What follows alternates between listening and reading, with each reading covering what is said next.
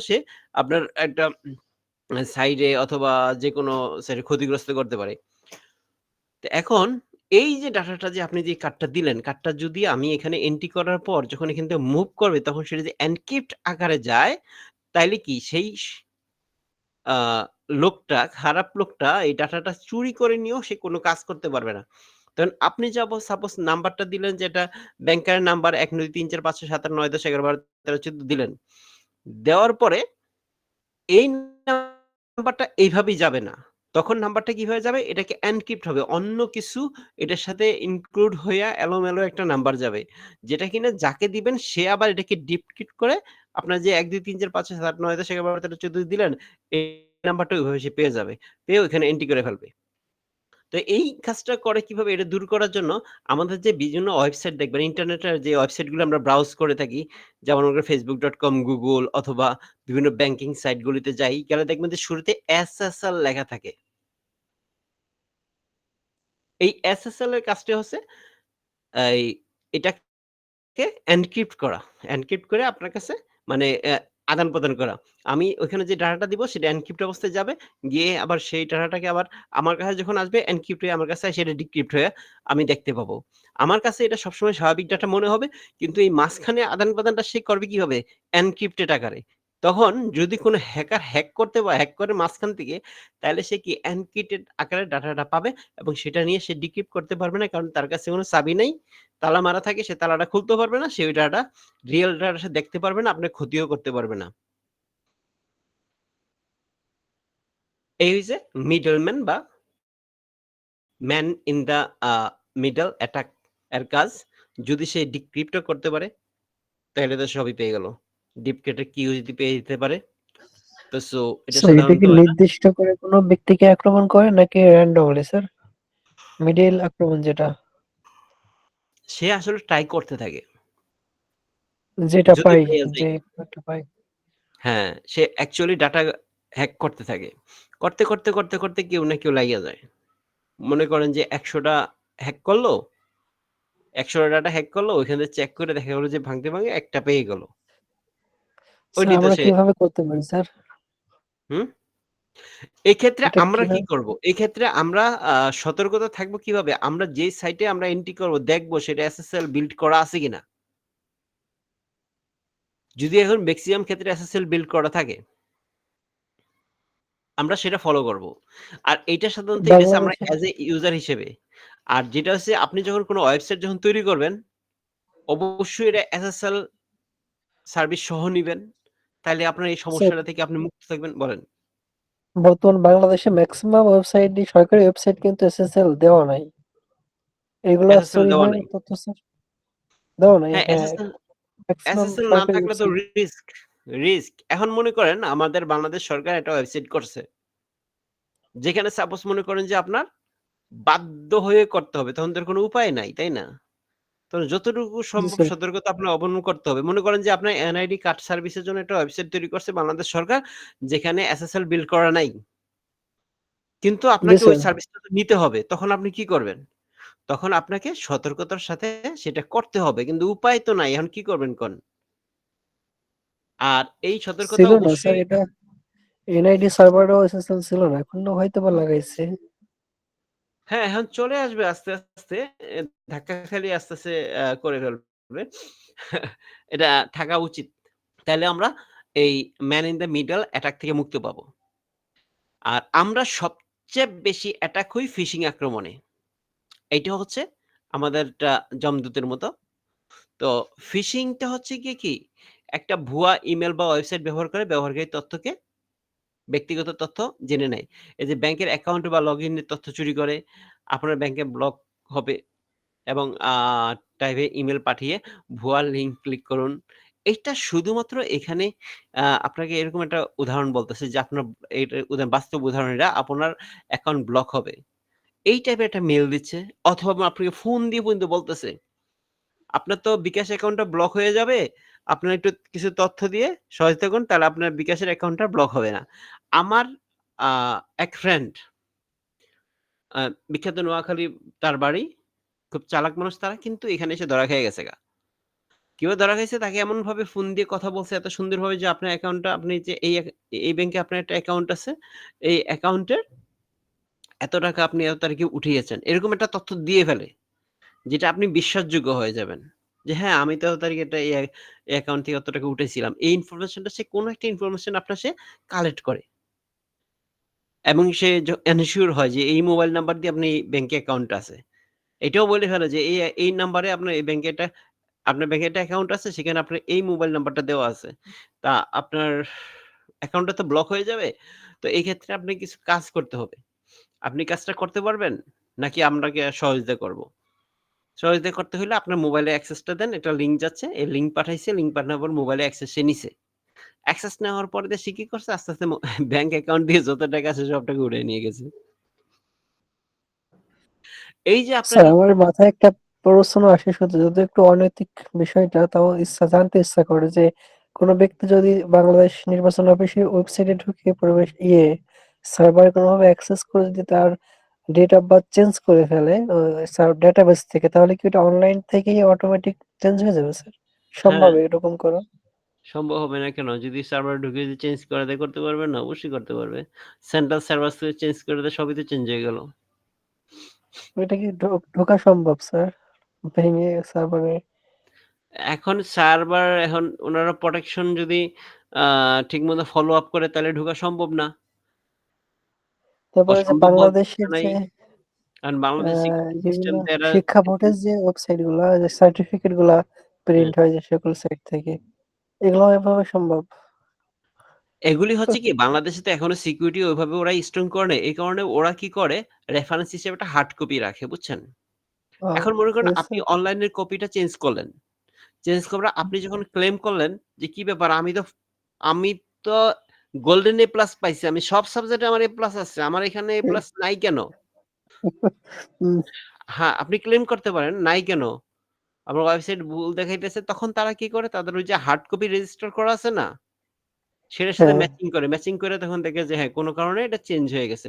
তখন ওটা আবার ঠিক করে দেয়। তো এখন বাংলাদেশে যেহেতু সিকিউরিটি অতটা স্ট্রং করতে পারে নাই, সো ওরা কি করতেছে? সাথে একটা হার্ড কপি রাখতেছে।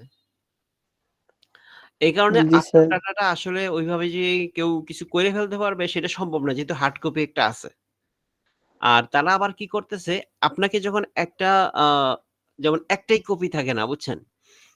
অনেক হ্যাঁ, ক্ষেত্রে গভর্নমেন্ট এত সিকিউরিটি বিষয়গুলো ইম্পোর্টেন্ট বিষয়গুলিতে মনে করেন এনআইডি। এনআইডি যেটা বলেন এনআইডি সেটটা যদি আপনি হ্যাক করে ফেলো, হ্যাক করে মনে করেন আপনার ডেট অফ বার্থ গুলি চেঞ্জ করে দিল। সাপোজ মনে করেন আপনার ডেট অফ বার্থ ইয়াতে এই আ ২০০১ এ মনে করেন আপনার জন্ম হইছে। এখন মনে করেন এটাকে কি করল? ১৯০১ সাল করে দিল। তা আপনি তো পৃথিবীর সেরা বয়সধারী লোক হয়ে গেলেন। তো এখন ব্যাপারটা কেমন হয়ে গেল না? তো এই ধরনের যে চেঞ্জ করে ফেলে, এতগুলো তো সমস্যা। অথবা মনে করেন আপনারে কি করল? এই ২০১৫ সাল তৈরি করল। তাহলে আপনি ভোটার হইতে পারলেন না। আপনার বয়স মাত্র ১০ বছর দেখাইল। তো এই ধরনের যদি কোন ইস্যু থেকে থাকে বা এই ধরনের কোন ইস্যু হয়ে থাকে, এই ধরনের এ তো মারাত্মকভাবে সমস্যা। তো এই সমস্যা যাতে না হয় তার কারণে ওরা কি করে? যেই সার্ভারটা আপনাকে সবার জন্য পাবলিক করে দেয়, ব্যাকএন্ডে তারা ব্যাকআপে একটা সার্ভার রেখে দেয়। যেটা পাবলিক করে না। সেটা প্রাইভেট আকারে থাকে। সেইটা থেকে যখন আপ টু ডেট হয়, তখন ওই একটা অংশ আপনার পাবলিক করে দেয়। তে ওইটা সাধারণত কি স্যার নেটওয়ার্কের বাইরে বিশ রাখে, অফলাইনে রাখে। জি স্যার অফলাইন বিশাল বুদ্ধি তো স্যার। হ্যাঁ, অফলাইনে রাখে। এতে করে কি হয় আপনার ওই ডাটাটার ওই চেঞ্জ হয় না। যদি কোন ধরনের প্রবলেম হয় সেটা হচ্ছে পাবলিক যেটা করা আছে সেটা হয়। এবং পাবলিকটা সবকিছু যদি কোন চেঞ্জ আসে সেই চেঞ্জটা তারা ফলো আপ করে যে কি, কি চেঞ্জ আসছে সেটা ম্যানুয়ালি চেক আপ করলে আর প্রবলেমটা হয় না। এখন আমরা আসি যে ফিশিং নিয়ে যেটাতে মানুষ সবচেয়ে বেশি অ্যাটাক হয়ে স্যার থাকে। তার মানে ওইটাও হচ্ছে কিন্তু 2 স্টেপে ভেরিফাই করে রাখে তারা। হ্যাঁ, ওই টাইপের অনেকটা। জি স্যার বুঝলাম। এখন মনে করেন ফিশিং ধন্যবাদ অ্যাটাক স্যার। টার ক্ষেত্রে কি হইতেছে, আপনার মনে করেন যে একটা ওয়েবসাইট আছে, যেমন Facebook এ। তো এরা কি করে যে ফিশিং সাইটটা দিয়ে আগে এত বেশি হ্যাকিং হইতো, এত বেশি হইতো, যখন কিনা আপনার পাসওয়ার্ড দিয়ে আপনার Facebook এ ঢোকা যেত। শুধু পাসওয়ার্ড হইলেই হইতো। ইউজার নেম আর পাসওয়ার্ড হইলেই মানে আপনার মোবাইল নাম্বার আর পাসওয়ার্ড অথবা আপনার ইমেইল অ্যাড্রেস এবং পাসওয়ার্ড হইলেই আপনার Facebook এ ঢোকা সম্ভব হইতো। ওই সময় আমিও কিছু দুষ্টামি করছিলাম ২-১ দিন এভাবে। তো পরে বাদ দিয়ে দিছি এগুলি। যে আপনার মানে ইয়ে দিয়ে, কি বলে? যে হ্যাঁ, আপনার ওয়েবসাইটে আপনার Facebook আমি হ্যাক করে দিব। চ্যালেঞ্জ, চ্যালেঞ্জ দিয়ে করা যেত। কিভাবে চ্যালেঞ্জ দিয়ে করা যেত? আপনাকে কি করত? জাস্ট একটা Facebook এর মতো একটা ঠিক এই আদলে একটা ওয়েবসাইট তৈরি করে দিলাম। জাস্ট একটা ল্যান্ডিং পেজ তৈরি করে সেখানে আপনাকে দিল, লিঙ্ক দিল যে এখানে আপনি ঢুইকে আপনার ইউজার নেম মানে Facebook এ একটা লিঙ্ক দিয়ে দিল। লিঙ্ক দেওয়ার পর আপনি ঢুকলেন, ঢুকলে দেখলেন আপনার মনে হবে যে হ্যাঁ, Facebook এ দিয়ে ঢুকছেন। ওখানে ইউজার নেম পাসওয়ার্ড দিবেন। পাসওয়ার্ড দেওয়ার সাথে, সাথে সাবমিট করবেন। সাবমিট করলে আপনাকে বলবে wrong password. Wrong sir password submit কেন করবে স্যার? ওইখানে ইউজার নেম পাসওয়ার্ড দিয়ে সাবমিট কেন করবে স্যার? আপনাকে কোনো একটা অফার দেওয়া হবে যে Facebook এর যেমন মাধ্যমে আপনি এখানে লগইন করেন। Facebook এর মাধ্যমে আপনি ওই সাইটটাতে লগইন করেন বা Facebook এ আপনি লগইন করলেই আপনি কি করতে পারবেন? যে একটা অফার দেওয়া হইলো আপনাকে। আপনি অফারের লোভে পড়ে আপনি কি করবেন? আপনি এই যে লিঙ্কে ক্লিক করে দেখবেন হ্যাঁ, তো Facebook এর এরকম সাইটে তো ঢুকছে। কোনো অফার কি স্যার আসলে কি দেয়? Facebook এর মাধ্যমে লগইন করে অফার দেওয়া বা নেওয়া? এইটা তো Facebook এ তো দেয় না। এটা তো পাবলিক দিবে। এটা তো ভুয়া। জি স্যার। এটা তো লিগ্যাল না। এটা তো ভুয়া জিনিস। আর এখন ওইগুলি চলে না। একটা সময় চলত। যে জি অথবা একটা স্যার মেসেজ বুঝলাম। Phishing mess problem. মনে করেন একটা মেসেজ দিল আপনাকে। আমি একটা মেসেজ পাঠাইলাম। Facebook এর আইকন দিয়ে মেসেজ পাঠাইলাম যে এই মেসেজটা দেখার জন্য এখানে দেখালো মেসেজটা দেখার জন্য রিকোয়েস্ট করা হয়েছে। মেসেজটা দেখার জন্য আপনি ক্লিক করলেন। ক্লিক করলে দেখলেন যে হ্যাঁ, Facebook এর পেজ ওপেন হইলো। আসলে আপনি Facebook এর পেজ ওপেন করেন নাই। Facebook এর পেজের মতো দেখা যায়।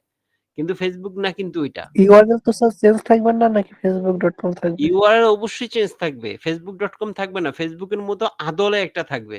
Facebook এর কাছাকাছি একটা থাকবে। কিন্তু Facebook থাকবে না। সবকিছু Facebook এর থাকবে। কিন্তু URL টা চেঞ্জ করা সম্ভব না। মানে একই রকম রাখা সম্ভব না। Facebook টা অবশ্যই চেঞ্জ হবে। Facebook এর জায়গায় মনে করেন ও ২ টা না হয়ে ১ টা ও হইল। অথবা ২ টা জায়গায় ৩ টা ও হইল। এই ধরনের স্যার আর ডোমেইন Facebook পাওয়া এর যাবে জায়গায় স্যার। ডি এর জায়গায় মনে করেন আপনি ডি লিখে দিলেন। ডুক লিখে দিলেন। ফেসডুক। ফেস দিয়া ডি ডাবল ও কে। কেউ বুঝবে না। এক নজরে হুট করে মনে করবে যে সে বুঝি Facebook এ ঢুকছে। ফেসবুক মনে করবে। কারণ ডি আর বি শুধুমাত্র এই পাশে আর ও পাশে শুধুমাত্র এতটুকু পার্থক্য। যখন ওইখানে এন্ট্রি করলো, এন্ট্রি করার পর আপনার কি করলো? ওখানে ইউজার নেম পাসওয়ার্ড দিল। পাসওয়ার্ড দেওয়ার পর সে কি করলো? বলল যে আপনার ইউজার নেম পাসওয়ার্ডটা ভুল হইছে। ভুল হইছে বইলা যে একটা চক্কর মাইরা অরিজিনাল Facebook সাইটে ঢুকায় পাঠায় দিবে আপনারে। বুঝতে পারছেন? অরিজিনাল জি স্যার। Facebook পাঠায় দিবে। পাঠায় দেওয়ার পর তখন আপনি মনে করবেন যে আসলে ওই যে ভুল এন্ট্রি করছেন বলে আবার কি করবেন? ইউজার নেম পাসওয়ার্ড দিবেন। পাসওয়ার্ড দিয়ে যখন লগইন করবেন আপনি দেখবেন Facebook এ ঢুকে গেছেন গা। কিন্তু আপনি কিন্তু বুঝতেই পারলেন না যে এর আগে আপনি যে ইউজার নেম পাসওয়ার্ড দিছেন সেটা আপনি ভুল সাইটে দিছেন। জি স্যার, কিন্তু বর্তমান যে সিকিউরিটি সিস্টেম এখানে তো সব টু স্টেপ ভেরিফাই করার আগে পাসওয়ার্ড চাইলেও তো লগইন করতে পারবে না। হ্যাঁ, এটাতে গেল এক ধরনের ফিশিং সিস্টেম। তখন কিন্তু ওই যে ভুল যেখানে যে আপনি যে ১ম এন্ট্রি দিছেন, আপনার ইউজার নেম পাসওয়ার্ডটা দিছেন, তখন কি হইছে? ওই ওয়েবসাইটটার ভিতরে আপনার ইউজার নেম পাসওয়ার্ডটা সংরক্ষণ হয়ে গেছে। তখন সে লোক কি করবে? আপনার ইউজার নেম পাসওয়ার্ড দিয়ে লগইন কইরা কাম সেরে দিবে।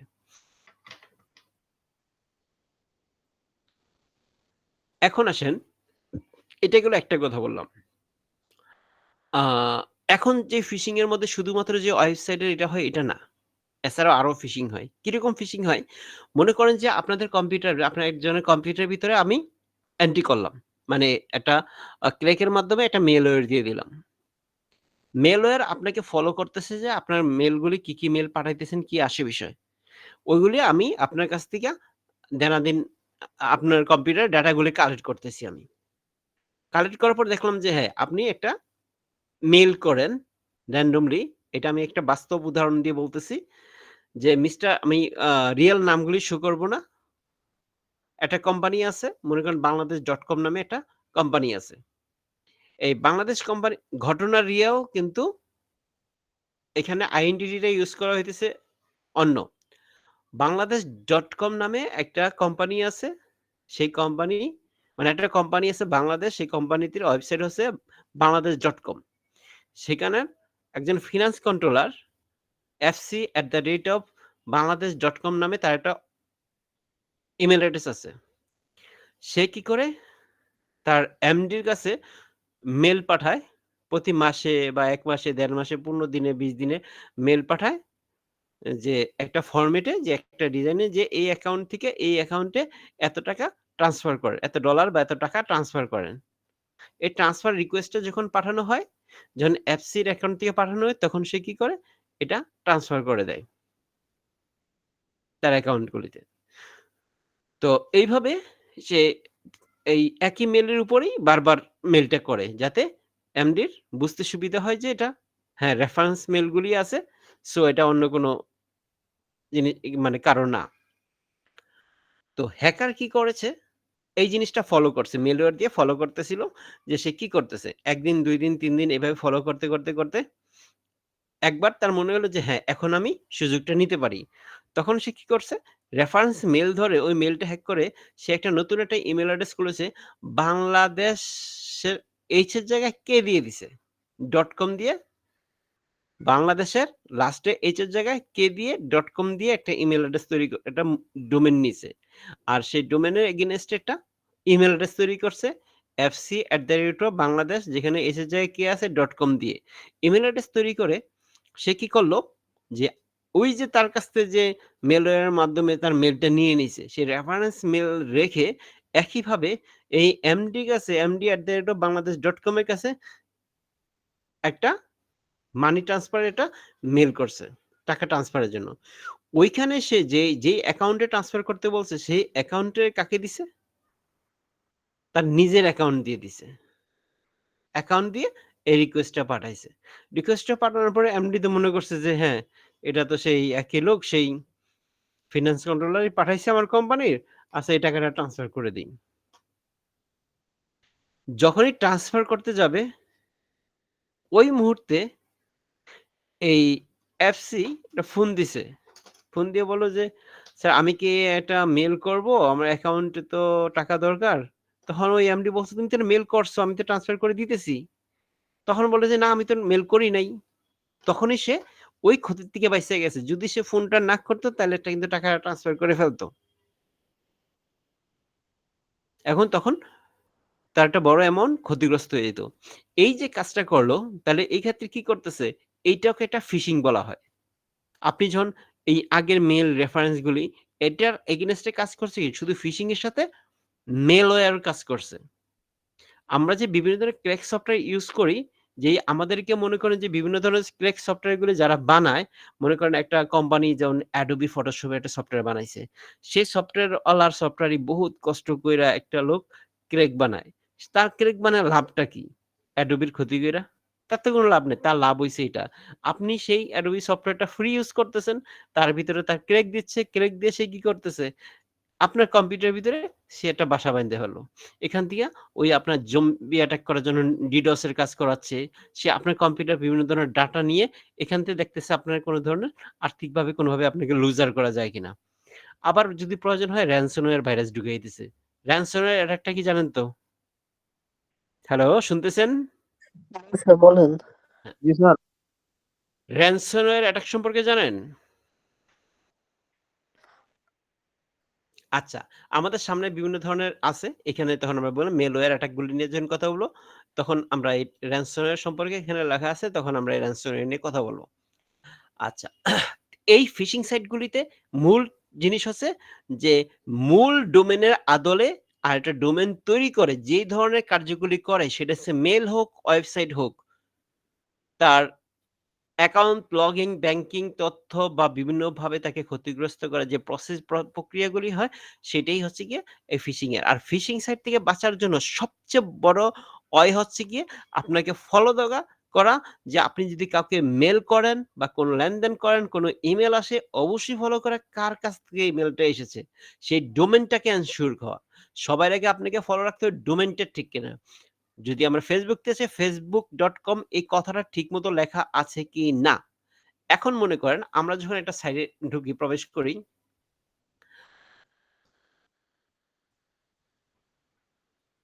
সাপোজ সো যেমন মনে করেন যে ইবিএন হোস্ট এখানে ঢুকলাম। এইখানে দেখেন এতটুকু হইছে আমার প্রাইমারি ডোমেইন। এর শুরুতে আমার এখানে কিছু থাকতে পারে। আমি যদি এটা এই তো জায়গায় সাবডোমেইন হয়ে যাবে স্যার।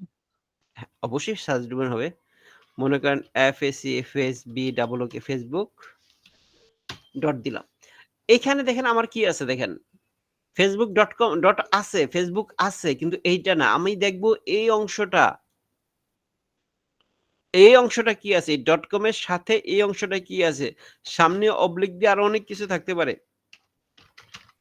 স্যার এখানে এগুলিও তো না। ২ টা প্রশ্ন আমার স্যার। এমন হইতে পারে না যে ফেসবুক কোম্পানি ইবিএন হোস্টে সাবডোমেইন বানাইছে অথবা ইবিএন হোস্ট কোম্পানি ফেসবুকে সাবডোমেইন বানাইছে? কোনো কিছু চিন্তা করে লাভ নাই। শুধু এই জায়গাটা চিন্তা করতে হবে কি যে যাই বানাক এই জায়গাটা ঠিক আছে কিনা। শুধু এই অংশটুকু। আগে পিছে কি লেখা আছে এগুলি আমার চিন্তাই করার দরকার নাই। মেইন আমাকে চিন্তা করতে হবে এই পাঠটুকু ঠিক আছে কিনা। ওই ডট কম এর সাথে স্যার যা থাকবে ডট ওইটাই স্যার? কম এর সাথে যেটুকু আছে অতটুকু পারফেক্ট আছে কিনা।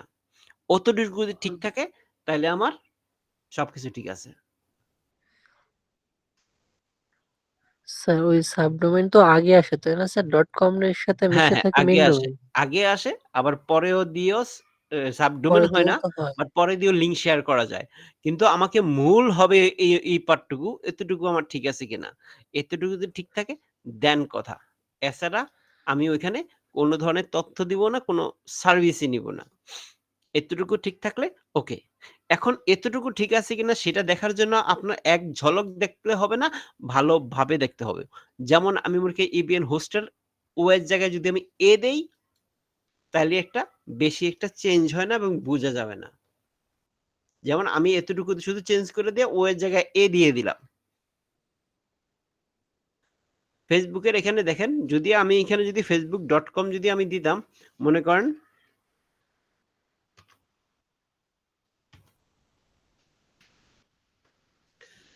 এখন দেখেন facebook.com এর জায়গায় শুধু জি বি এর স্যার, জায়গায় আমি ডি ফেসবুক দিছি মনে তাহলে হচ্ছে। পার্থক্য বোঝা যাবে না। অথবা এখানে বি এর পরে যদি আমি এখানে ডাবল ও কে না দিয়ে সিঙ্গেল ও দিতে পারি অথবা এখানে আমি কি করতে পারি এ দিতে পারি। ঠিক আছে? এরকম যদি ছোট্ট মাত্র চেঞ্জ থাকলো আমি শুধু বডি দেখেই আমি সবকিছু বুঝতে পারবো না আসলে কি। যেমন উপরে লেখা আছে ফেসবুক, ফেসবুক না বাঁক আছে। এই জায়গাটা দেখেন এবিএন হোস্টের ছবিটা আছে। এই ছবিটা দেখে আমি বুঝতে পারবো না যে এটা এবিএন হোস্ট। এখানে অবশ্যই ebshost.com থাকতে হবে। এইটা আমি ফলো করব। আমার এখানে ঠিক আছে কিনা। নাইলে আমরা ফিশিং এর অ্যাটাক থেকে মুক্তি পাবো না। এবং শুধু না, শুধু এখানে না, আমরা যখন মেইল করব, আমাদের মেইলের ক্ষেত্রেও সেটা খেয়াল রাখতে হবে যে, যখন একটা মেইল আসে, সাপোজ মনে করেন আমার কাছে একটা মেইল আসছে, পাসওয়ার্ড কি? আল্লাহই জানে, পাসওয়ার্ড তো ভুলে গেছি। বাদ দেই। আচ্ছা, এখানে দেখেন, যেমন এখানে যে অনেক মেইল আছে, কে আমাকে মেইল করছে? ফ্রমটা কে? মানে kausari@seniorashmail.com তো এখানে আমি দেখব যে, এই যে অ্যাড্রেসটা, এই অ্যাড্রেসটা ঠিক আছে কিনা আপনার ডোমেইনটা। এই শুরুটার চাইতে @of এর পরে লাস্টের এই অংশটা পারফেক্ট আছে কিনা। অনেক সময় আপনি এখানে নামটা শো করতে পারে একরকম যে কাউসারি এতটুকু শো করতেছে। এইটা মানেই যে সব ওকে তা না। এরপরে এই অংশটা ঠিক আছে কিনা সেটাও আমার দেখতে হবে। ইমেইল অ্যাড্রেসের এই পার্টটা ঠিক আছে কিনা।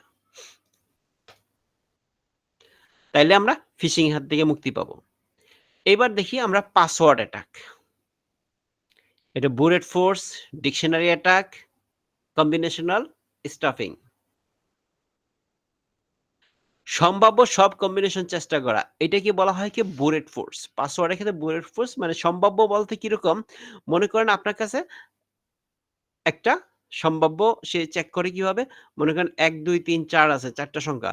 সে আপনি পাসওয়ার্ড দিয়েছেন মনে করেন 421 4213 কিন্তু আপনি জানতে পারছেন বা একটা আইডিয়া করছেন ৪ টা ডিজিট দিয়ে আপনি পারমুটেশন বা কম্বিনেশন করলেন যেটাকে বুলেট ফ্রেজ বলতেছি। ১ম ১, ২, ৩ দিলেন তারপরে ১ আ মানে সিরিয়ালে যেটাকে সাজানো আরকি। ১, ২, ৩ তারপর আবার চেঞ্জ করলেন লাস্টের অংশটা আবার চেঞ্জ করলেন, আবার চেঞ্জ করলেন। জিনিসটা একটু বলি এখানে বুলেট ফোর্সটা কিরকম হয়?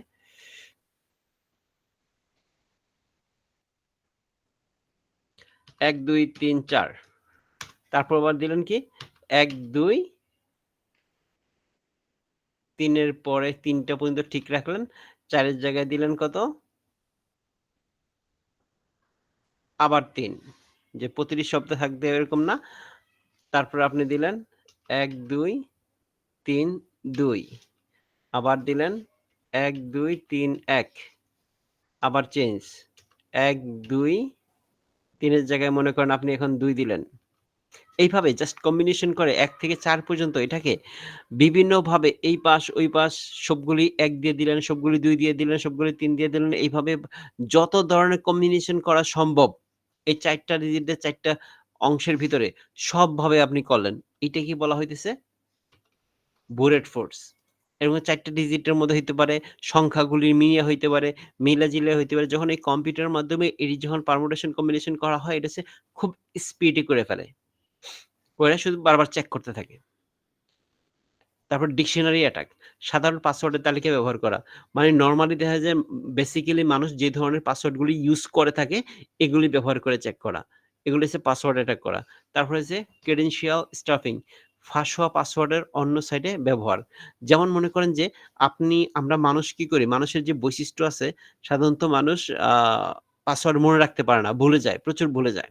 একটা এজের পর তো তারা আরো বেশি ভুলে যায়। তো এইজন্য তারা কি করে এই যাতে এখন তো আপনাদের একটা লোকের বিভিন্ন সেটে পাসওয়ার্ড ইউজ করতে হয়। যে ১০ টা ব্যাংক থাকে, ১০ টা কার্ড থাকে। এখন ক্রেডিট কার্ড, ডেবিট কার্ড, এই কার্ড, সেই কার্ড, ভুগি-চুগি থাকে। তাদের ওই শেয়ার বাজারে অ্যাকাউন্ট থাকে। তাদের ইমেইল অ্যাড্রেস থাকে ২-৩ টা। তাদের অফিসের ইমেইল অ্যাড্রেস থাকে, বাসার ইমেইল, পার্সোনাল ইমেইল অ্যাড্রেস থাকে। তারপরে আবার দেখা যাচ্ছে যে বিভিন্ন ওয়েবসাইট বলেন, বিভিন্ন ব্যবসা-বাণিজ্য কাজে পাসওয়ার্ডের অভাব নাই। মোবাইলের পাসওয়ার্ড, মোবাইল ২ টা ইউজ করলে ২ টা মোবাইলের পাসওয়ার্ড। এর ভিতরে আবার বিভিন্ন সোশ্যাল মিডিয়া সাইট থাকে, YouTube থাকে। এইসব পাসওয়ার্ডের কোনো অভাব নেই। এখন তারা কি করে? এত পাসওয়ার্ড মনে রাখতে পারে না। তখন তারা কি করে? মেক্সিমাম ক্ষেত্রে ১ টা বা ২ টা পাসওয়ার্ড ইউজ করে। তো আবার অনেকে আছে একই পাসওয়ার্ড সব জায়গায় ইউজ করে। তো এখন যেকোনো কারণে একটা পাসওয়ার্ড তার হ্যাক হয়ে ফেলল। মানে জাইনা ফেলল, ফাঁস হয়ে গেল গা। যখন একটা পাসওয়ার্ড আপনার কম্প্রোমাইজ হয়ে গেল, তখন সে কি করে? চিন্তা করে যে ওই পাসওয়ার্ডটা দিয়ে তার ওই একটা ওয়েবসাইটে ট্রাই করে আমি দেখি। ট্রাই করে দেখলো হইছে মিলে মিলে যায় কিনা। এইটাকে বলে credential stuffing। আর এর কারণে কি হইছে? সিস্টেমে অনুমোদন পেয়ে যায়, আপনার সাইট হ্যাক। আপনি হ্যাক। আপনার আর্থিক অথবা মানসিকভাবে ক্ষতিগ্রস্ত হয়ে গেলেন। এইবার আপনারা আসেন মেলওয়্যার আক্রমণ। এই মেলওয়্যার আক্রমণটা হচ্ছে ক্ষতিকর সফটওয়্যার ইনস্টল করে নেটওয়ার্কের ক্ষতি করা। তো এখন এই ক্ষতিকর সফটওয়্যার ইউজ করার মাধ্যমে এই ক্ষতিকর সফটওয়্যারগুলি কি আছে জানেন? ভাইরাস, ওয়ার্ম, ট্রোজান, ransomware এবং স্পাইওয়্যার। ভাইরাস কি? বলেন তো একজনে ভাইরাস কি? যে ক্ষতিকর কোনো প্রোগ্রাম। হ্যাঁ, ভাইরাস হচ্ছে একটা ক্ষতিকর জীবাণু, অণুজীব। সেটা হচ্ছে গিয়ে এটা স্যার প্রাণীর জন্য অণুজীব বিজ্ঞানের ভাষায়। বলছি। প্রাণীর জন্য অণুজীব, কম্পিউটারের জন্য কম্পিউটারের মধ্যে কি চলে? সফটওয়্যারে চলে। সফটওয়্যারের জন্য সফটওয়্যার প্রোগ্রাম। ভাইরাস তো বলতেছে তাদের একটা প্রাণ আছে। এখন সে প্রাণী এটা প্রাণের উপরে আক্রমণ চালায়। আর একইভাবে একটা সফটওয়্যার বা হার্ডওয়্যার যেখানে চলে তার উপরে আক্রমণ চালাবে। এটি স্বাভাবিক। তো ভাইরাস হচ্ছে এক ধরনের সফটওয়্যার যা বিভিন্ন কাজের হার্ডওয়্যার এবং সফটওয়্যার বিভিন্ন ধরনের ক্ষতি সাধন করে থাকে। ক্ষতির উদ্দেশ্যে সেটা তৈরি করা। সেটা হচ্ছে ভাইরাস। ওয়ার্ম একই জিনিস, ট্রোজান একই জিনিস, ransomware ও একই কথা, স্পাইওয়্যারও একই কথা। তো ভাইরাস আর ওয়ার্মের কাজ প্রায় একই রকম। তো এবং ট্রোজানের কাজ হচ্ছে কিরকম? যে ট্রোজান ক্ষেত্রে মেক্সিমাম ক্ষেত্রে যেমন আ এরা আপনার যে এক্সিকিউটেবল ফাইলগুলি আছে, এক্সিকিউটেবল ফাইল কম্পিউটারে কি থাকে? exe তারপরে থাকে কি? cmd তারপর আরেকটা এক্সিকিউশন ফাইল আছে কি? আ আরে ভুলে গেলাম নাকি? আরেকটা ফাইল আছে এক্সিকিউটেবল cmd ছাড়াও।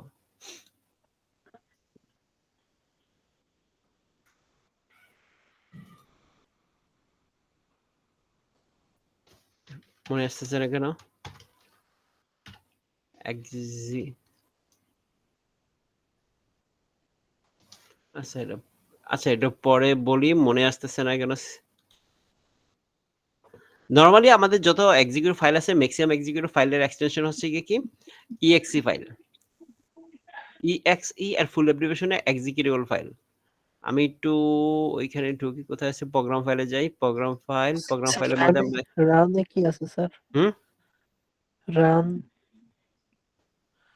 ওই যে রান যে ফাইলটা ওইটা কি এক্সিকিউটেড ফাইল নাকি? না, না, না, না, না, না। যেমন মনে করেন যে CFG তে কনফিগারেশন ফাইল, DLL ফাইল মানে হচ্ছে কনফিগারেশন ফাইল, ঠিক আছে?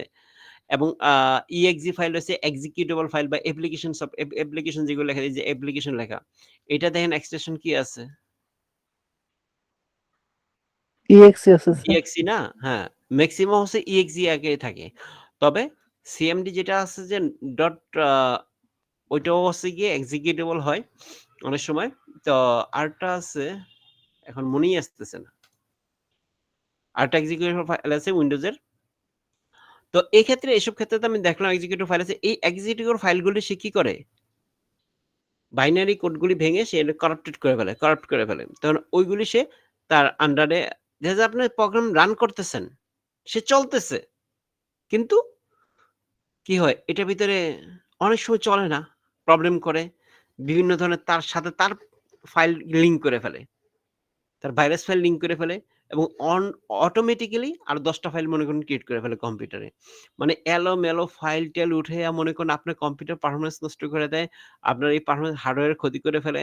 অযথা কম্পিউটারকে বিজি রাখে। ইউজারকে বিজি রাখে। এটা হচ্ছে ট্রোজানের কাজ। মনে করেন আপনি পেন ড্রাইভে দিলেন, পেন ড্রাইভের ভিতরে অটোমেটিক্যালি ফাইল চলে যায়। আপনি দেখবেন যে বিভিন্ন ধরনের সফটওয়্যারের ক্ষেত্রে আগে ছিল একসময়, এখনো দেখবেন বিভিন্ন কম্পিউটারের মধ্যে থাকে ট্রোজান ভাইরাসটা।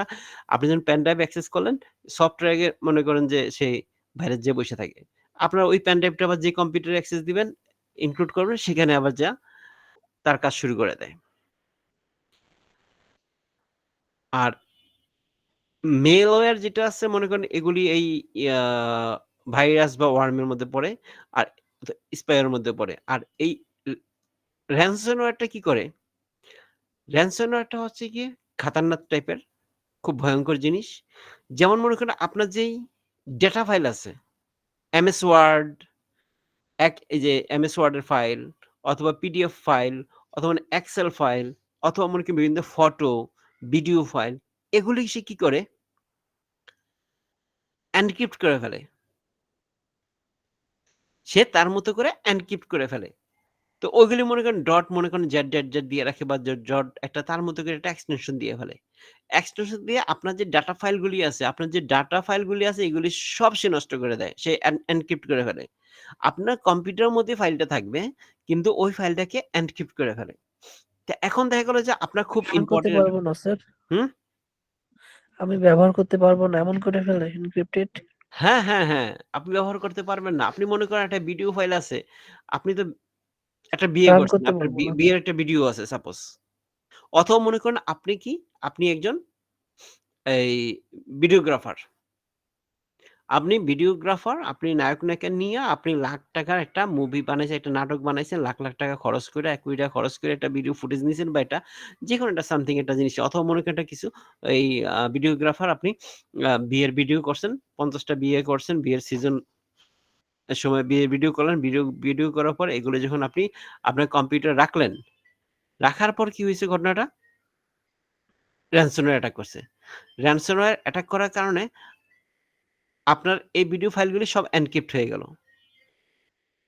সে কি করে? আরেকটা কাজ করে। একটা লিঙ্ক দিয়ে রাখে। যদি এই আপনার এই ফাইলগুলি যদি আপনি পেতে চান, তাহলে এই জায়গায় যোগাযোগ করুন। ঠিক আছে? এই জায়গায় যোগাযোগ করতে গেলে দেখবেন যে তখন তারা কি বলবে, আমাকে 0 পয়েন্ট এত বিটিসি দেন। বা এটা ক্রিপ্টোকারেন্সি দ্বারা নরমালি সেফলি যাওয়ার জন্য তারা একটা ক্রিপ্টোকারেন্সি অ্যাড্রেস দেয়। অ্যাড্রেস দিয়ে বলেন যে এখানে দিলেন, তাইলে আপনার ইমেইল দেওয়ার পর একটা প্রুফ একটা স্ক্রিনশট দিবেন। স্ক্রিনশট দিয়ে তার কাছে পাঠিয়ে দিলে সে কি করবে? আপনাকে ডিক্রিপ্ট করার জন্য কি এবং কিভাবে ডিক্রিপ্ট করবেন সে ইনস্ট্রাকশনও দিয়ে দেয়। ওই যে আপনাকে চাবি দিব, চাবি দিলে ওই ইনস্ট্রাকশন অনুসারে চাবি ইউজ করেন, আপনার সব ফাইল আবার ফিরে পাবেন। তাহলে এতে করে কি করে? সে আপনাকে ব্ল্যাকমেইলিং করে। সে তো জানে না যে আপনার এই কম্পিউটার ফাইল কোনটা প্রয়োজন আর প্রয়োজন না। গণহারে মনে করেন সব জায়গায় এরকম ransomware দিয়ে এটা ছড়ায় কেমনে স্যার? লিঙ্কটা ছড়ায় কিভাবে? এই যে লিঙ্কটা ছড়ায় আপনার এই যে ট্রোজান আর malware এর মাধ্যমে।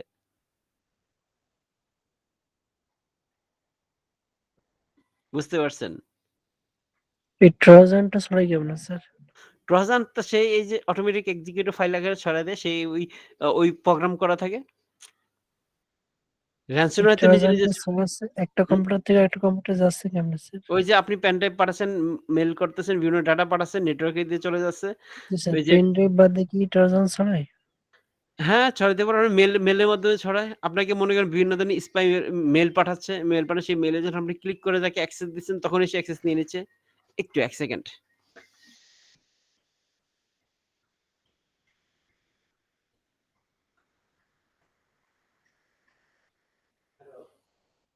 হ্যাঁ, রিপন। আমি একটু ক্লাসে আছি। বাইরে থেকে ফোন দিচ্ছি। বেশিক্ষণ লাগবে না। ওকে।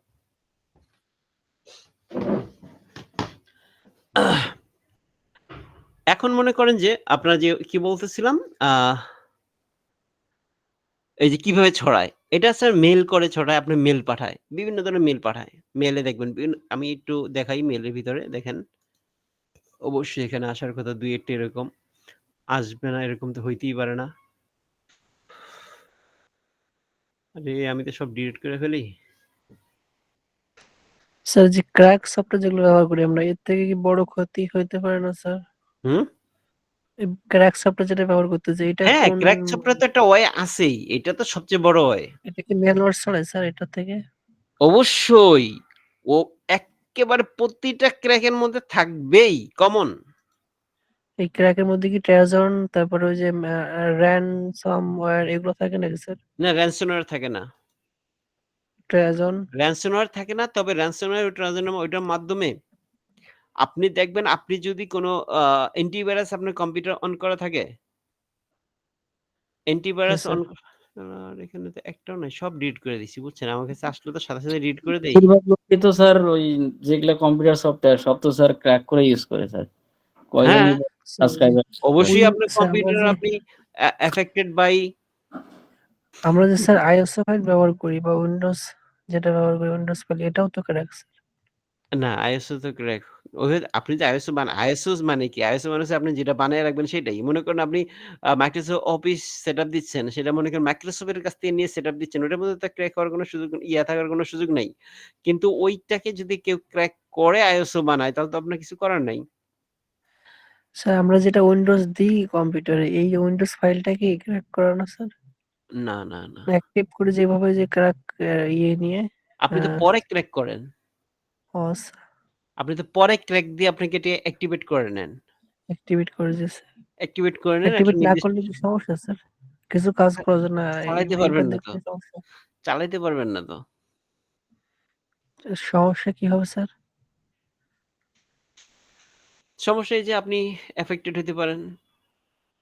না আমি যে ক্র্যাক উইন্ডোজ অ্যাক্টিভ না করে চালালে কি সমস্যায় পড়বো? চালাইতে পারবেন না তো। আপনাকে চালাইতে দিবে না মানে তো। আপনাকে বলবে যে খালি নোটিফিকেশন আসতে থাকবে, আসতে থাকবে, আসতে থাকবে। এই সমস্যা, ওই সমস্যা দেখা দিবে। সে তো আপনাকে চালাইতে দিবে না। আপনাকে স্যার একটা অতটুকু ওয়াটারমার্ক স্যার একটা ওয়াটারমার্ক দিয়ে দেয় স্যার। ওয়াটারমার্ক আসে এটা হ্যাঁ, বাদ দিলে তো শুধু সমস্যা আছে। ওয়াটারমার্ক কেন, ওয়াটারমার্ক ছাড়াও তো আপনাকে বিভিন্ন ধরনের প্রবলেম ক্রিয়েট করবে। আপনি যদি আপডেট করতে গিয়ে আপডেট করলেন, আপডেট করার পরে যদি বারবার নোটিফিকেশন আসে, আপনার কাজের প্রচন্ড ঝামেলা করবে। প্রচন্ড ঝামেলা করবে তো এখন বিষয়টা হইছে আমরা যেহেতু গরিব মানুষ, জি স্যার। তো আমাদের তো এটা সহ্য করতেই হবে, তাই না? অতটুকু ক্ষতি চিন্তা করতে হবে। এতটুকু ক্ষতির মাঝখান দিয়ে আপনি কিভাবে নিজেকে সেফ রাখবেন সেটা চিন্তা করতে হবে। সেটা কি করতে হবে? আপনাকে ডাটাকে ব্যাকআপ রাখতে হবে। আর আমরা এরকম কোনো ঐরকম যখন আমরা ভালো ডাটা মনে করেন যে আপনি পয়সা আপনি আপনার যখন পয়সা যদি না থাকে, আপনি যদি গরিব মানুষ হন, আপনাকে তো সে জ্বালাবে না নরমালি, ঠিক আছে? নরমালি জ্বালাবে না। কেন জ্বালাবে না? কারণ বলে কি এখানে আমি খালি, খালি টাইম এক্সপেন্ড করে লাভ কি? এর কাছে তো নাই কিছু। আপনাকে কখন জ্বালাবে? যখন আপনি পয়সাওয়ালা। আর আপনি যখন পয়সাওয়ালা হবেন, তখন আপনি কেন বাবা ক্র্যাক ইউজ করবেন? তখন তো আপনি সফটওয়্যার নিজে জি কিনেই স্যার। নিবেন। যদি আপনি পয়সাওয়ালা হয়েও যদি ক্র্যাক ইউজ করেন, তাহলে তো আপনার এতটুকু সহ্য ক্ষতি করতেই হবে। হবে। হ্যাঁ, আপনি আ সতর্ক হইলেন না, তাতে কিছু করার নাই। যেমন আমি জি স্যার, যেখানে যুক্তি অফিসে আছি, আছে। আমরা অফিসের ভিতরে কিন্তু কি করি না যে ক্র্যাক ইউজ করি। কিন্তু সবার জন্য না। মনে করেন যে এমডি স্যার অথবা এমডি স্যারের গিন্নি অথবা এফসি বা অ্যাসিস্ট্যান্ট ফিন্যান্স কন্ট্রোলার এরা সফটওয়্যার ক্র্যাক কাউরে দেওয়া হয় না। এদেরকে লিগ্যাল সফটওয়্যার দেই এবং কি ক্র্যাক দেওয়ার পর আমরা কি করি? অ্যান্টিভাইরাস সেটআপ করে রাখি সবসময়। অ্যালার্ট করে রাখি। যাতে মেলওয়্যার থাকার পরেও আমরা যাতে এর থেকে মুক্তি পাই। এজন্য আপনারা কি স্যার করবেন? এই আপনাদের উইন্ডোজ যে ফাইলটা, এই ফাইলটা কি কোনোভাবে অনলাইনের সাথে যুক্ত থাকে স্যার? অবশ্যই আপনি যদি কানেক্ট আমরা হবেন কি এই অনলাইনে ফাইলটাকে আমরা আবার কপি করতে পারবো না স্যার? এটা আমরা নিজেরাই কপি তো একেবারে উইন্ডোজ ফাইল তৈরি করে ফেলতে পারবো না? যেন আমাদের নিজেরা তৈরি করলে ক্র্যাক করা না লাগে, আমরা ওইটাই ব্যবহার করতে পারবো না? কোনটা বুঝতে পারিনি। উইন্ডোজ ফাইল যেভাবে তৈরি করা সেম আমরা একটা উইন্ডোজ ফাইল মতো তৈরি করব। অপারেটিং সিস্টেম তৈরি করবেন? অপারেটিং সিস্টেম তৈরি করব জি স্যার, যাতে আমাদের ক্র্যাক করতে না হয়। হ্যাঁ, অবশ্যই তৈরি করতে পারেন। কি বলেন? তাহলে তো অনেক ভালো। স্যার কিন্তু ভাই ওই অপারেটিং তো সিস্টেম তৈরি করা তো এত সহজ না। স্যার ওপেন ফ্রিতে যেটা আছে লিনাক্স স্যার, ওইটা লিনাক্স কপি ব্যবহার করব করতে। স্যার, ওই যে যেটা তৈরি করা আছে উইন্ডোজ ওটা কপি করে শুধু ওই মানে ক্র্যাক সিস্টেম হয়ে যাবে নাকি বিষয়টা তাহলে? আমরাই ক্র্যাক করতেছি এমন হয়ে যাবে? আপনি এটা কি করবেন? আপনি তো ওইটাকে এটা তো কপি করতে চাই আমরা আমরা। বলতেছি আপনি ওটা কিভাবে কপি করবেন? জাস্ট কপি করলেই তো ওদের কপি হয়ে যাবে না। আপনি ভিতরে যে লাইসেন্স দিবেন কি করে? এটা তো কন্ট্রোল তো মাইক্রোসফট এর কাছে। আপনি তো সেটা লাইসেন্স দিতে ওইটা পারবেন না। আপনি কপি ওই করবেন কি ওই করে? ওইটা ওই ফাইলটা কি স্যার অনলাইনের সাথে যুক্ত হয়ে ওদের কন্ট্রোলে থাকে স্যার? অনলাইনের সাথে যুক্ত না। এটার ভিতরেই থাকে। এর ভিতরেই থাকে মাল। কিন্তু অনলাইনের সাথে কানেক্ট হয়ে সেটা আপডেট হয়। কিন্তু আপডেট ছাড়া তো আপনি আপডেট ছাড়া তো ইউজ করতে পারবেন না। কারণ এর ভিতরেই ওইভাবে মেকানিজম করে তৈরি করা যে ওইটার যেই অ্যাক্টিভেশন সিস্টেমটা সেটা আপনি ভাঙতে পারবেন না। স্যার আমরা পুরো উইন্ডোজ অপারেটিং সিস্টেমটা কপি করতে যদি চাই, নিজেরা তৈরি করতে চাই, তাহলে কি অনেক জটিল বিষয় স্যার। উইন্ডোজটা তো আপনি তৈরি করতে পারবেনই না। আপনি আপনার মতো একটা তৈরি করতে পারবেন। আপনার ওদের মতো আপনি উইন্ডোজ এটা ফাইলগুলো কপি, ওদের ফাইলগুলো আমরা ব্যবহার করতে পারবো না স্যার, আপনার যেগুলো না, তৈরি ওদের করা ফাইল আছে। আপনি কিভাবে ব্যবহার করবেন? আপনাকে ব্যবহার করতে দিবে নাকি? ওইভাবে তো রাখে নাই তারা। যেমন যে মোবাইলে স্যার যে ইয়েগুলো থাকে আপনি শুধুমাত্র ওই লিনাক্স যে আছে না? লিনাক্স? জি স্যার। লিনাক্সের ওপেন সোর্স কোড যেটা, মেইন সোর্স কোড যেটা হচ্ছে হ্যাঁ, প্রাণ, আত্মা। ঠিক আছে? যেটাকে বলা হয় অপারেটিং সিস্টেমের আত্মার নাম কি? কার্নাল বলে। যে জি কার্নালের স্যার। উপর বেস করে অপারেটিং সিস্টেমের ইনস্ট্রাকশন গুলো দিয়ে কাজ করানো হইছে। কিন্তু সেই কার্নাল আপনার তো উইন্ডোজের ওপেন না। সেটা তো বাইন্ডিংস এ আছে। সেখানে তো আপনাকে অ্যাক্সেসই ঢুকতে দিবে না, এন্ট্রি করতে দিবে না। কিন্তু আপনার জি স্যার, এত কিছু বুঝি লিনাক্স না। এর কার্নেলটা ওপেন যে আপনি কপি করবেন সেটা সম্ভব না। আপনি যে লিনাক্স এর কার্নেল ওপেন আছে, আপনি যদি অপারেটিং সিস্টেম নিজে ইউজ করে তৈরি করতে চান, লিনাক্স এর কার্নেল ওপেন, ওইখানে আপনি ঢুইকে আপনার মতো করে ইচ্ছা মতো কোড লিখে আপনার মতো সাজিয়ে আপনি অপারেটিং সিস্টেম বানিয়ে নিতে পারবেন। যখন আপনার যে মেলওয়্যার আপনি যদি কোন ধরনের আপনি যেহেতু ক্র্যাক ইউজ করতেই হবে। আমরা যদি গরিব মানুষ আমাদের এর বাইরে যাইতে পারবো না। অত দামি সফটওয়্যার আমরা ইউজ করা আমাদের পক্ষে সম্ভব না। সো আমরা কি করব? অ্যান্টিভাইরাসটা আছে। Windows এর অ্যান্টিভাইরাস যেটা আছে মিনিমাম এইটার প্রতিটা কোশ্চেন অ্যাক্টিভেট করে রাখবো এবং কম্পিউটারকে মাঝে স্ক্যান করব। এতে করে আমরা কিছু অনেক স্যার কিছু অ্যাপস ইনস্টল করতে যেয়ে ওই ইয়েটা বন্ধ করা লাগে স্যার, ওই যে বন্ধ উইন্ডোজ করা প্রয়োজন অ্যান্টিভাইরাসটা। হয় ওই সফটওয়্যার সেটআপ দেওয়ার জন্য না, ক্র্যাক করার জন্য। অ্যান্টিভাইরাস তো আপনার ক্র্যাককে আটকে দিবে। অ্যান্টিভাইরাস তো আচ্ছা জানে স্যার। যে আপনার এই ফাইলটার ভিতরে আপনার ম্যালওয়্যার বিল্ড করা আছে, আটকানো আছে। স্যার তখন যদি আমরা ওইটা বন্ধ করে আমরা ওই যে অ্যাপসটা ওই বন্ধ করে অ্যাপ্লিকেশন সফটওয়্যারটা আমরা সেটআপ করে ক্র্যাকের কাজটা সারি। সারার পর তখন আবার এটা অন করি। অন করি, হ্যাঁ, তারপরে সমস্যা হয় স্যার। স্যার আমার একটা প্রশ্ন আছে স্যার। হ্যাঁ বলে ফেলেন। আ স্যার মানে আমাদের ২ টা পিসি ইউজ করি। একটা পিসিতে শুধু ক্র্যাক সফটওয়্যার গুলো থাকলো সেটা প্রোডাকশনের জন্যে। হুম, যে যেটা কাজ করে আরকি। হুম, হুম। আ সে যদি ওইটা কাজ করে আর যদি ২ টা পিসি যদি একটা রাউটারের আওতায় থাকে তাহলে কি স্যার আ হ্যাকাররা কোনো ক্ষতি করতে পারবে? শুধু ওই রাউটারের আইপি ধরে? না, ওই আপনাকে ২ টা কম্পিউটারেই এই যে আপনার বললাম না যে মিনিমাম একটা অ্যান্টিভাইরাস যেটা হচ্ছে উইন্ডোজের সাথে যে অ্যান্টিভাইরাসটা দেওয়া আছে। ঠিক আছে? জি, জি, জি। উইন্ডোজের সাথে যে অ্যান্টিভাইরাস আছে মিনিমাম এই অ্যান্টিভাইরাসটা আপনাকে এরকম এনেবল রাখতে হবে। এনেবল না থাকলে আপনি সেটা পারবেন না ঠিক করতে। না মানে স্যার আমি একটা কম্পিউটার শুধু প্রোডাকশন দিলাম আর ওই আরেকটা কম্পিউটার দিয়ে আমার যত কাজ আছে বা গুরুত্বপূর্ণ সাইট আছে এখানে হুম। অ্যাক্সেস করব। যেখানে আমি কোনো ক্র্যাক সফটওয়্যারই রাখবো না। শুধু উইন্ডোজটা রাখবো। কি রাখবেন না বুঝতে পারিনি। মানে স্যার ২ টা পিসি থাকবে। একটা পিসিতে এরকম ক্র্যাক সফটওয়্যার গুলো থাকবে যেখানে আমার সফটওয়্যার গুলো চালাইতে হবে প্রোডাকশন নেওয়ার জন্য আরকি।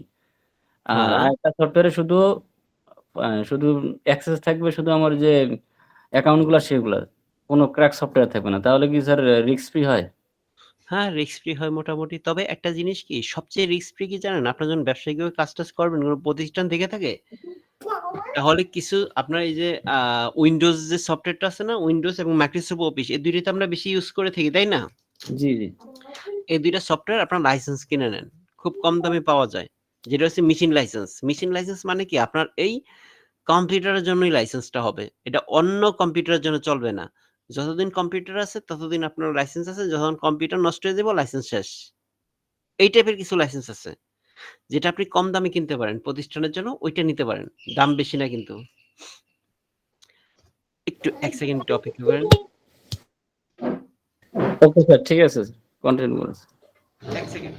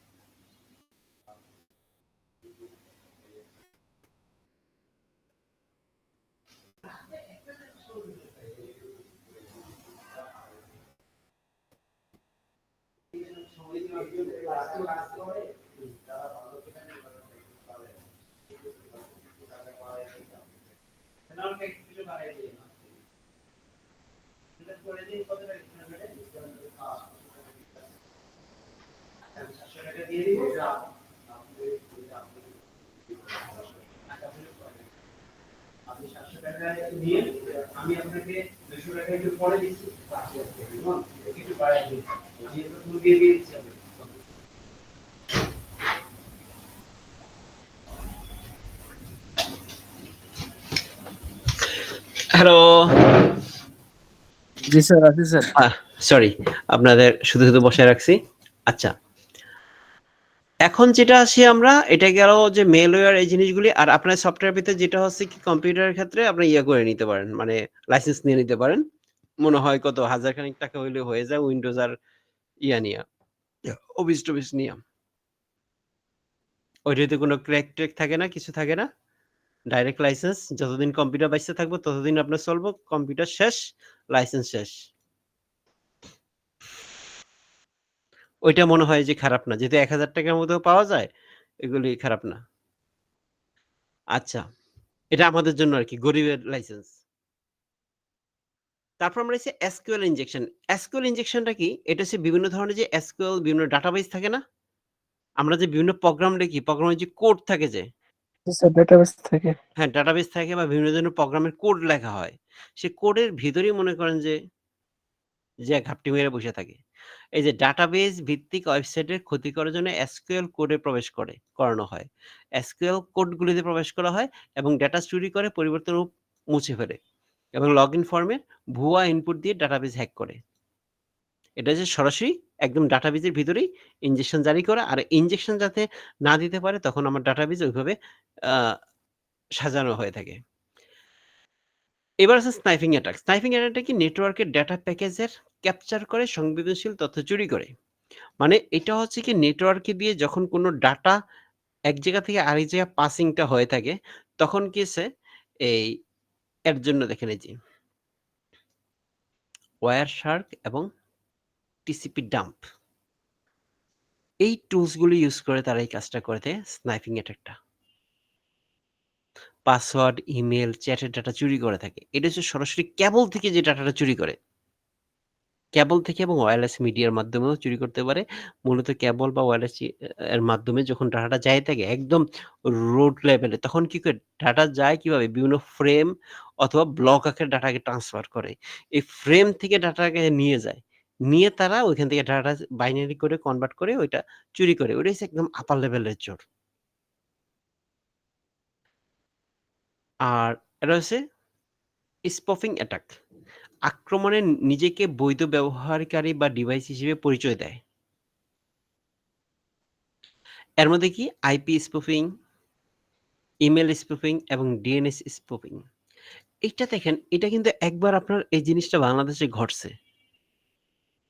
এই যে ব্যবহারকারী বিভ্রান্ত হয় এবং তথ্য ফাঁস হয়। এই স্পুফিং অ্যাটাকটা খুব ভয়ঙ্কর। একবার আপনার একটা অ্যাটাক হইছে, আপনি কি জানেন কিনা? ব্যাংকে। এটা হচ্ছে ডাচ বাংলা ব্যাংক এবং কয়েকটা ব্যাংকে অ্যাটাকটা হইছে। তারা কি করছে? একেবারে মনে করেন যে সেম ডুপ্লিকেট একটা সার্ভার তৈরি করে। মনে করেন যে আ ডাচ বাংলা ব্যাংকে একটা সার্ভার আছে। Banking server. একই রকম, একই জিনিস। সার্ভার বলতে কি স্যার ডেটাবেস বোঝানো হচ্ছে স্যার? হ্যাঁ? সার্ভার বলতে কি ডেটাবেস বোঝানো হচ্ছে? সার্ভার বলতে ডাটাবেস না, নট অনলি ডাটাবেস। সার্ভার মানে সার্ভার। সার্ভার মানে হচ্ছে যেখান থেকে সার্ভ করে, বিভিন্ন তথ্য সার্ভ করে। ইনফরমেশন সার্ভার জিনিসটা হচ্ছে কি, আমি আপনাকে বলি, শুধু ডাটাবেস না, যেই জিনিসটা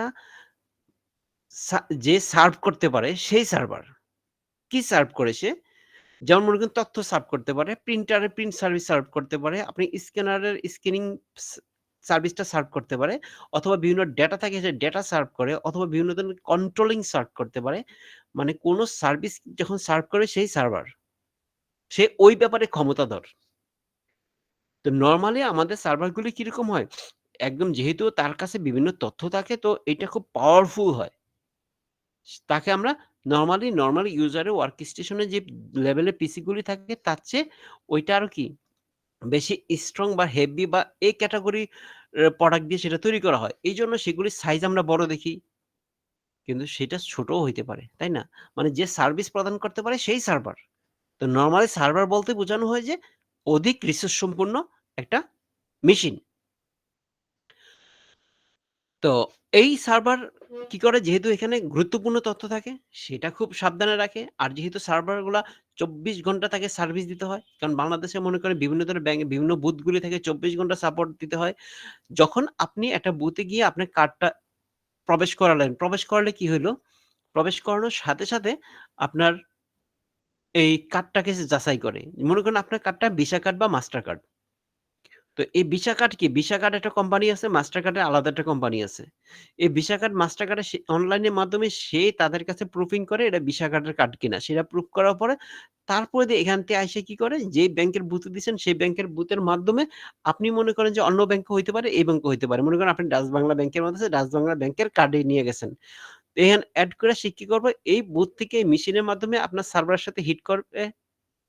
হিট করার পর যখন জাস্টিফাই করবে, হ্যাঁ, এই কার্ড অ্যাপ্রুভ আছে। এবার আপনার কাছ থেকে অ্যাক্সেস পারমিশন চাবে। আপনি ইউজার নেম, পাসওয়ার্ড দিয়ে আপনি অ্যাক্সেস করলেন।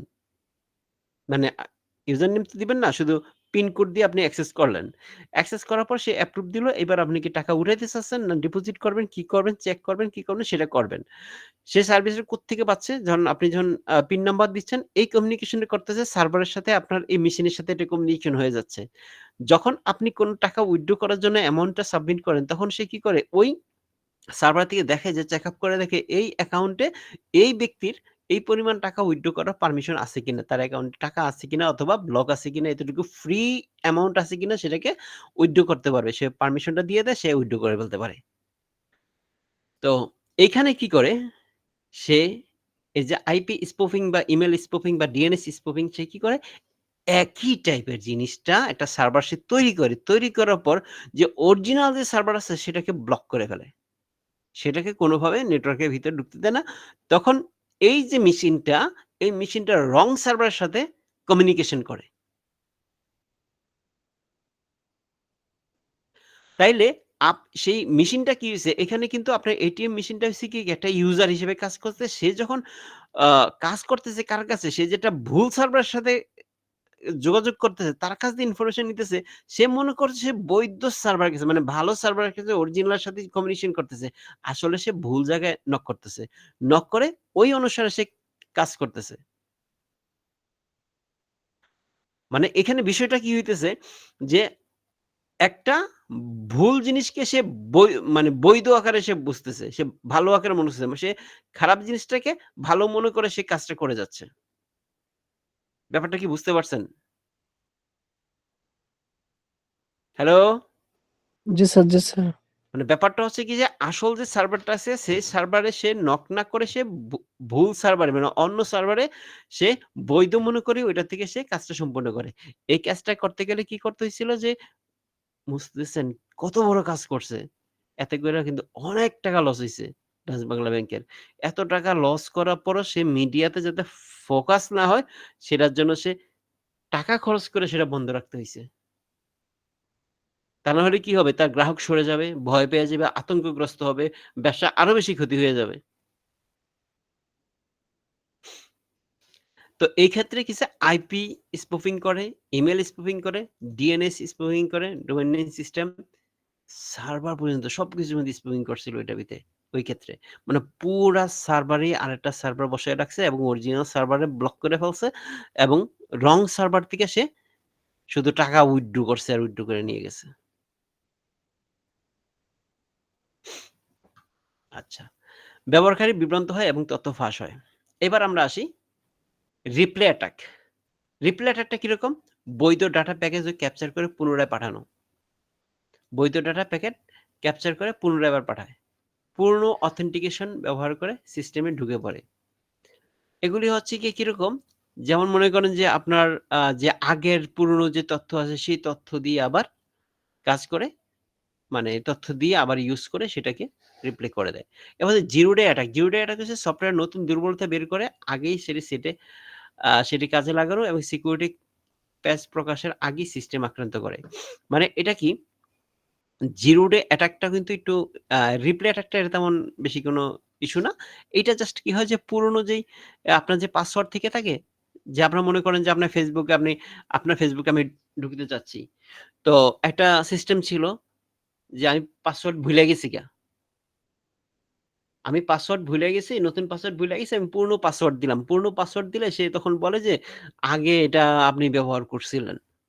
তখন ওই Facebook মনে করে, ওই সার্ভার মনে করে যে, এই ব্যক্তি মনে হয় নতুন পাসওয়ার্ডটা ভুলে গেছে। আগের পাসওয়ার্ড যেহেতু দিছে তার প্রতি একটু লিবারাল হয়। এই জিনিসটাই কাজে লাগায়। আর জিরো ডে অ্যাটাকটা হচ্ছে সফটওয়্যার নতুন দুর্বলতা বের আ হওয়ার আগেই সেটিকে কাজে লাগানো। মানে মনে করেন আপনি একটা সফটওয়্যার বানাইছেন। সেই সফটওয়্যারটার ভিতরে কিছু উইক পয়েন্ট আছে। আপনার অ্যালগরিদম হোক, ডিজাইনে হোক বিভিন্ন জায়গায় প্রবলেম আছে। সেই প্রবলেমটা যে সফটওয়্যার তৈরি করছে সে বুঝার আগেই ওই দুর্বল পয়েন্টটা কাজে লাগাইয়া মনে করেন কাম সারাইয়া দিল। এই কারণে সফটওয়্যার তৈরি বা কোনো কিছু করার আগে সেক্ষেত্রে কি হইছে সেই সফটওয়্যারকে আগে পরীক্ষা-নিরীক্ষা কইরা তার দুর্বলতাগুলি যে কোথায় থেকে থাকে সেটা ভালোভাবে পরীক্ষণ করে তারপরে মনে করেন যে লাইভে আনা। তা না হলে কি এটাকে বলে জিরো ডে অ্যাটাক। যখন মনে করেন কোন ধরনের রাউটার নতুন করে কনফিগার করে কোন অফিসে যখন সেট করা হয়, এটা কিন্তু হিউজ পরিমাণ হয়। যেমন মনে করেন আপনি এটা রাউটার ইউজ করছেন। নরমাল আমাদের যে ওয়াইফাই রাউটার এগুলি না। এসব রাউটারের কোনো ভ্যালু দেয় না। কোনো একটা অফিসের মধ্যে আপনি যখন বড় কোনো দামি রাউটার ইউজ করতে যাবেন, নতুন স্টার্ট করে যখন আপনি লাইভে দিবেন, লাইভে দেওয়ার সাথে সাথেই বিভিন্ন জায়গা থেকে আপনাকে হিট করা শুরু করে দেয় ভাঙার জন্য। কারণ ন্যাচারাল মানে জেনারেল পিপল যে ধরনের ভুলগুলি করে থাকে, সেই ভুলগুলি তারা আইডেন্টিফাই করে ওই পয়েন্টে হিট করা শুরু করে দেয়। ১ম এই। কারণ এই ১ম দিকে কি যে অনেকেই যে দুর্বল পয়েন্টগুলি কি আছে না আছে এগুলি ভালোভাবে চেক আপ না করেই মনে করেন অনলাইনে কানেক্ট করে দেয়। কানেক্ট করে দিলে ওই পয়েন্টগুলিতে হিট করে আপনাকে আক্রান্ত করার চেষ্টা করে। তাহলে আমরা এখানে দেখলাম কি, কি? DDoS, man in the middle আক্রমণ, আরেকটা হচ্ছে ফিশিং আক্রমণ, পাসওয়ার্ড আক্রমণ, মেলওয়্যার আক্রমণ, SQL injection, sniping attack, spoofing attack, replay attack, zero day attack. তো এখন মনে করেন আপনার যে কম্পিউটার, আপনার কি কাজ? আপনি একজন নরমাল ইউজার হিসেবে আপনাকে দেখবেন যে সবসময় আপনি যখন একটা পাসওয়ার্ড ইউজ করবেন, সেই পাসওয়ার্ডটা অবশ্যই দেখবেন যে আ যাতে কমপ্লেক্স হয়ে থাকে। অবশ্যই মিনিমাম ৮ ডিজিটের এবং সেটা হচ্ছে গিয়ে বড় হাতের, ছোট হাতের এবং সিম্বল নাম্বার যাতে থাকে এবং এগুলি একেক ব্যাংকিং অ্যাকাউন্ট এবং সব অ্যাকাউন্টের পাসওয়ার্ড একই রকম রাখবেন না। ফিশিং অ্যাটাক থেকে বাঁচার জন্য আপনি অবশ্যই আপনাকে লক্ষ্য রাখবেন মেইল এবং ওয়েবসাইটের ক্ষেত্রে ডোমেইন অ্যাড্রেসটা কি? সেক্ষেত্রে আপনি নিজেকে রক্ষা করতে পারবেন। আর পাসওয়ার্ডগুলি যেহেতু কমপ্লেক্স বলছি এতে অনেকগুলো হয়ে যাবে। আর বিভিন্ন ধরনের যে সফটওয়্যার আমরা ইউজ করি, সফটওয়্যারটা সবসময় আপডেট রাখার চেষ্টা করব। আমাদের কম্পিউটার বিভিন্ন সফটওয়্যার যেগুলো হচ্ছে অপারেটিং সিস্টেম এগুলি আপ টু ডেট মানে আপডেট করে রাখবো। যে অনেক সময় দেখা যাচ্ছে অনেক ভাইরাস তৈরি করে এবং যে অ্যান্টিভাইরাস গুলি আছে এগুলো ঠিকমতো আপডেটেড আছে কিনা সেটা চেষ্টা করব। আর চেষ্টা করব আমাদের যে লাইসেন্স ভার্সন সফটওয়্যার গুলি ব্যবহার করার জন্য। এবং সবসময় সতর্ক থাকব যে ট্রোজান, মেলওয়্যার এবং স্পাইওয়্যার এই ধরনের সফটওয়্যার বা অপ্রয়োজনীয় যে লিঙ্কগুলি যেন আপনাদের আরেকটা জিনিস বলে দেই। আপনার মনে করেন WhatsApp ইউজ করেন, Facebook মেসেঞ্জার ইউজ করেন বা যেকোনো বা আর কি আছে ইমো আছে অথবা আর কি জানি আছে টেলিগ্রাম আছে আর কি আ এইসব জিনিসের মাধ্যমে বিভিন্ন ধরনের মানুষের যখন লিঙ্ক পাঠায় বা বিশেষ করে আপনাকে যখন বলবে যে বিভিন্ন অফারের লিঙ্ক দেয় বা আপনি ড্র করলে এটা পাবেন, সেটা পাবেন, বিভিন্ন ধরনের অফার দিয়ে থাকে। একটা জিনিস মানুষের কখনো ফ্রি কোনো কিছু হয় না। ১ নাম্বার জিনিস। ২ নাম্বার জিনিস হচ্ছে লাভ ছাড়া কেউ কখনো বোঝা বয় না। তো সবকিছুর ক্ষেত্রেই কোনো একটা সতর্ক থাকবেন যে একটা সার্ভে করতে বলতেছে, কিছু করতে বলতেছে, যাই করেন চিন্তা করে দেখবেন। সবচেয়ে বড় জিনিস হচ্ছে আপনি যদি কাউকে অ্যাক্সেস না দেন, আপনার লাইফে বা আপনার ডিভাইসে কেউ অ্যাক্সেস করতে পারবে না। আপনার মোবাইলটা আপনার সমস্ত তথ্য ক্যারি করে। আপনার জীবনে যা করতেছেন, উঠতে, বসতে, চলতে, ফিরতে যা কিছু করছেন সব ইনফরমেশন মোবাইলে থাকতেছে। এবং মোবাইলের ভিতরে একটা চৌকো আছে। পিছনে একটা, সামনে একটা থাকে। যেগুলো ক্যামেরা বলি আমরা। এবং আপনাকে ট্র্যাকিং করার জন্য আপনার জিপিএস লোকেশন ট্র্যাকারও আছে। আপনি কোথায় যাচ্ছেন, কি করতেছেন না করতেছেন এবং যেমন আপনার চৌখো আছে এবং আপনার ট্রেক করতেছেন, চলাফেরা সব ট্রেক করতে পারতেছে। তো আপনার মোবাইল যদি ট্রেক করে ফেলে, আপনার এভরিথিং ট্রেক হয়ে যাবে। সো এই মোবাইল দিয়ে যখন আপনাকে দেখবেন যে আপনি WhatsApp এ কোনো একটা মেসেজ পাঠাইছে, আপনি এটা 100% কনফার্ম না হয়ে ওই লিঙ্কে ঢুকবেন না। আর যদি কোনো কারণে লিঙ্কে ঢুকেন, লিঙ্কে ঢুকলেও সে যদি আপনার মোবাইল থেকে কোনো ধরনের অ্যাক্সেস চায়, পারমিশন চায়, কখনো পারমিশন দিবেন না। যদি ভুলক্রমে কখনো পারমিশন দিয়ে ফেলছেন, তাহলে অবশ্যই ফ্যাক্টরি রিসেট মেরে দেন। আর মোবাইলের ভিতরে যখন আপনি কোনো ডাটা রাখবেন, ছবি-টবি রাখেন, ওই ছবি-টবি মানে বিভিন্ন ধরনের ডাটা রেখে রাখেন এবং এগুলি ব্যাকআপ নিয়ে রাখবেন আ ফরমেট দেওয়ার আগে। কারণ ফরমেট দিয়ে গেলে অনেক ডাটাই আপনি আর ফেরত পাবেন না। তারপরে যখন SQL ইনজেকশন এ যেগুলো হচ্ছে আপনি যখন এটা হচ্ছে আপনার কাজ না, ইউজারের কাজ না। এটা হচ্ছে ডাটাবেজ যারা কাজ করে তাদের কাজ। এবং স্নাইপিং অ্যাটাক এগুলি আপনি তেমন কিছু করতে পারবেন না। সোয়াপিং অ্যাটাক এগুলি আপনার কাজ না। এটা হচ্ছে গিয়ে জাস্ট যারা হচ্ছে আপার লেভেলের ডাটাবেজ যারা হ্যান্ডেল করে বড়, বড় ইঞ্জিনিয়ার আছে তারা এটা করবে। নরমাল ইউজার হিসেবে কাজ না। এটা জাস্ট জানে রাখা দরকার।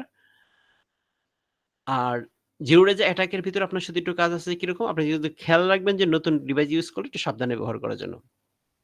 এবার আসুন সাইবার বুলিং এবং প্রোপাগান্ডা ব্ল্যাকমেইলিং। স্যার আমাদের হাজিরা হয়ে গেছে স্যার। হাজিরা। হাজিরা হয়ে গেছে। হাজিরা দিয়ে দিছি। প্রায় ২ ঘন্টা হয়ে যাচ্ছে। আচ্ছা, সাইবার বুলিং এটা একটু বিশাল বিষয়। এটা নিয়ে আমরা নেক্সট ক্লাসে কথা বলব। একটু সময় বেশি দিছি অল্প ছোট টপিকস এর ভিতরে। কারণ এখানে আ সাইবার বুলিং প্রতিটা পয়েন্ট খুবই ইম্পোর্টেন্ট এই লাইফের জন্য। সিমেন্টিক্স সাইপার এটা খুবই ইম্পোর্টেন্ট, খুবই ইম্পোর্টেন্ট। সিমেন্টিক সাইপার। যদিও এখানে বেশি কথা বলতে হবে না, বাট এটা খুবই ইম্পোর্টেন্ট সিকিউরিটির জন্য। দেখছেন অল্প একটু একটা টপিকস নিয়ে কথা বলতে বলতেই অনেক সময় চলে গেল।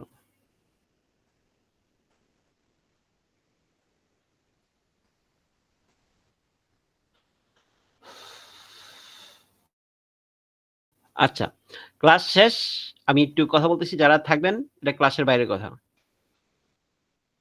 জি স্যার বলেন। যেটা হচ্ছে গিয়ে আপনাকে আ এই দেখেন পাবলিক কি এনক্রিপশন কি টপিকস আছে এখানে। মানে সিকিউরিটির বিশাল ব্যাপার-স্যাপার এখানে আছে বুঝছেন? এই চ্যাপ্টারটাতে। স্যার এই চ্যাপ্টারে কি কোনো প্র্যাকটিক্যাল কাজ আছে নাকি স্যার এই যে হ্যাকিং এর জন্য?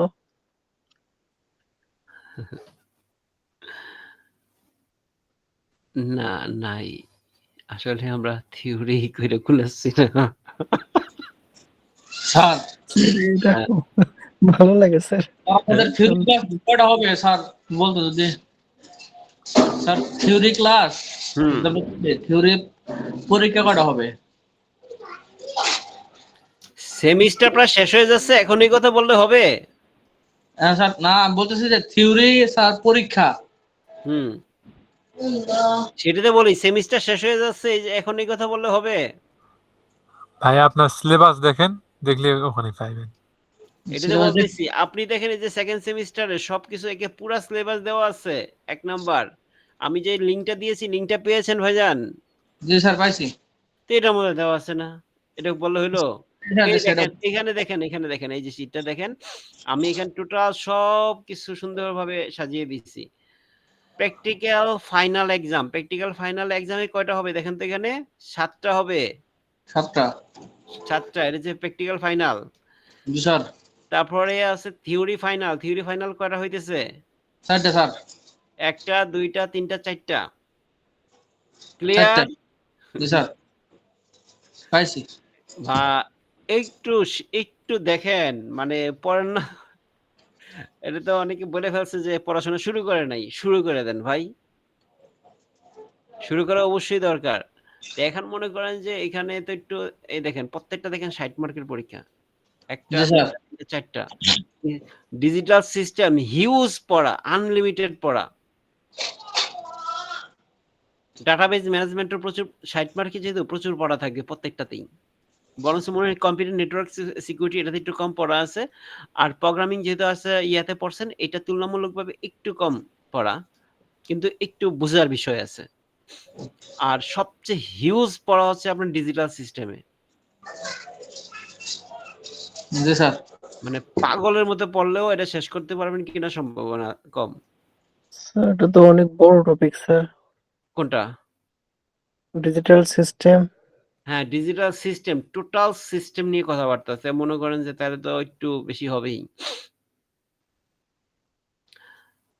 তো নেক্সট ক্লাসে দেখা হবে ইনশাআল্লাহ। আমি দেখি রুটিনটা একটু দেখি। রুটিনটা আজকে ছিল সি++। সি++ এর রুটিন একটু বেশি আছে। সি++ আসলে আমি আজকে আপনাদের শীটটা গুছিয়ে দিতে পারিনি, সময় পাইনি। গ্রামের বাড়ি ছিলাম কয়দিন। আজকে আসছি। আইসা দেখলাম যে শীটের মধ্যে যেভাবে করা আছে কিছু এলোমেলো।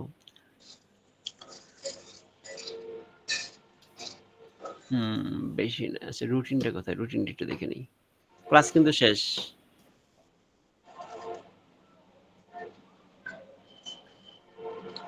প্রোগ্রামিং ছিল ডিজিটাল সিস্টেম।